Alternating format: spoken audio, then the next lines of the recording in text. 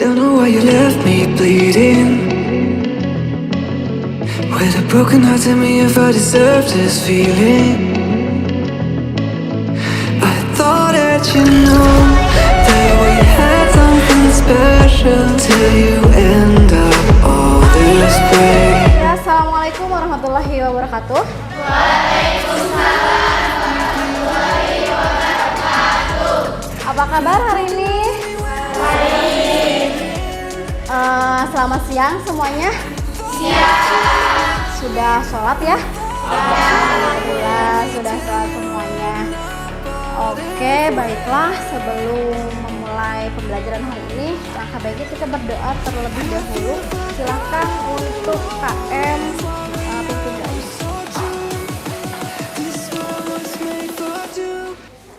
Sebelum belajar, alangkah baiknya kita berdoa dalam hati mulai.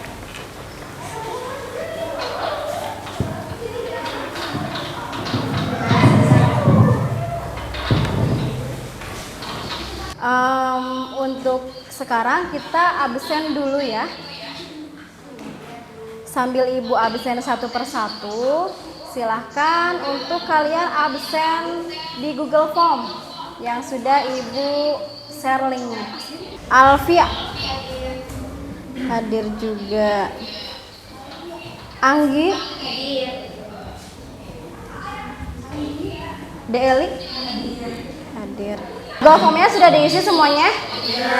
Alhamdulillah ya. Hari ini kita akan belajar tentang proses pencatatan ke dalam jurnal umum perusahaan jasa. Manfaat kita mempelajari proses pencatatan transaksi ke dalam jurnal umum itu yaitu untuk melakukan identifikasi, penilaian, pencatatan transaksi yang terjadi di perusahaan. Nah, oleh itu kita mempelajari jurnal umum itu akan memudahkan seorang accounting. Nanti kalian bisa aja keluar dari sini jadi accounting ya. Nah, kalian bisa mengerjakan pembukuan di perusahaan tempat kalian bekerja. Nah, ibu ada quotes nih. Bersemangatlah dalam mempelajari sesuatu yang bermanfaat. Tadi ibu sudah sebutkan manfaat kita mempelajari jurnal umum ya. Nah, jadi kita harus bersemangat untuk mempelajarinya. Semangat semuanya? Semangat! Sebelumnya kita ke minggu kemarin belajar tentang buku itu ya, buku transaksi ya? Ya kan? Ada yang masih ingat? Dokumen yang digunakan sebagai tanda bukti suatu transaksi telah dilaksanakan maupun bukti suatu pihak perlu mempertanggungjawabkan kewajiban pada pihak lainnya. Ya, betul sekali. Alhamdulillah sudah tahu ya apa itu bukti transaksi. Oke, kita lanjut. Untuk tujuan pembelajaran kita hari ini, yang pertama, peserta didik dapat mengemukakan pengertian jurnal umum pada perusahaan jasa dengan tepat dan tanggung jawab. Yang kedua, peserta didik dapat mengemukakan fungsi jurnal umum dengan tepat dan tanggung jawab.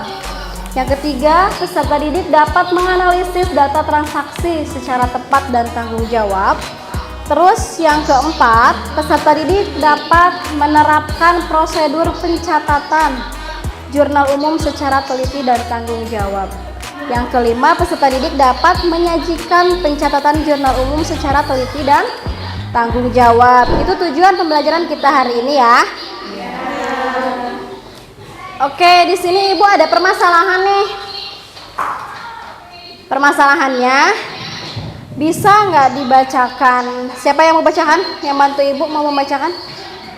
Di suatu pagi yang cerah, Tiara adalah seorang akuntan Wartajaya.com. Dalam tugasnya sebagai seorang akuntan, Tiara setiap hari menerima bukti transaksi, bukti-bukti transaksi pengeluaran kas, bukti transaksi penerimaan kas, dan bukti transaksi penjualan jasa. Nah, ini permasalahan yang akan kita pecahkan hari ini.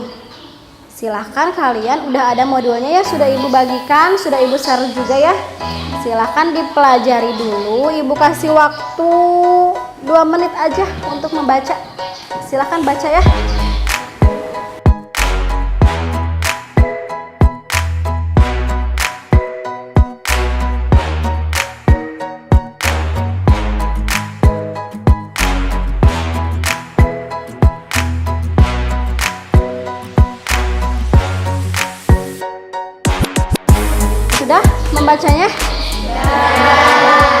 Coba apa yang kalian tangkap dari sini?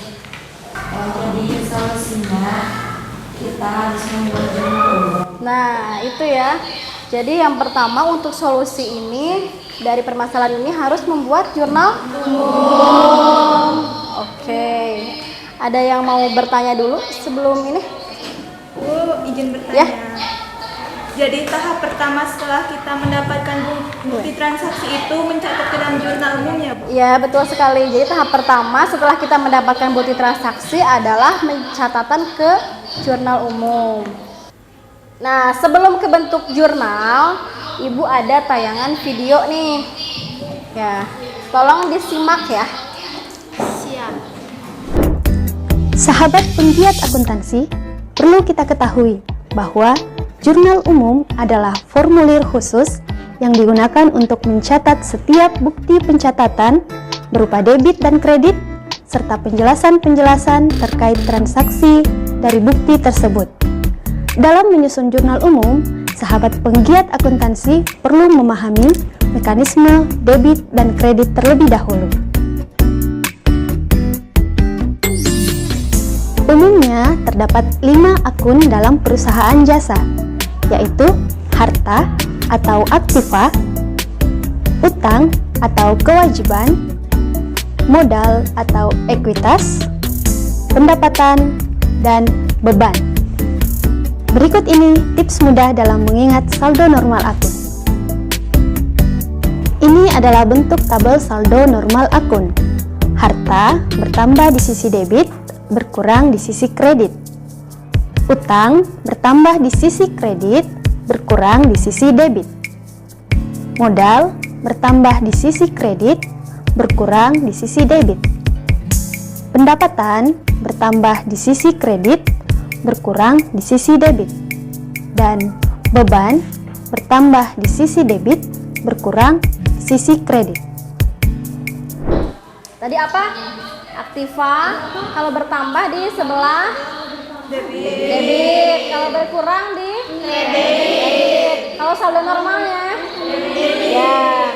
Untuk kewajiban kalau bertambah kredit, kalau berkurang debit. Kalau saldo normalnya kredit.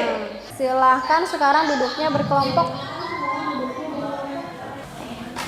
Nah, coba kalian di situ ada beberapa transaksi ya, dari tanggal 1 sampai dengan tanggal 31 ya. Terus kalian silakan buat jurnal umumnya. Untuk lembar pengerjaannya sudah ada di belakang. Nah, ya, jadi tidak usah membuat lagi, sudah sediakan ya.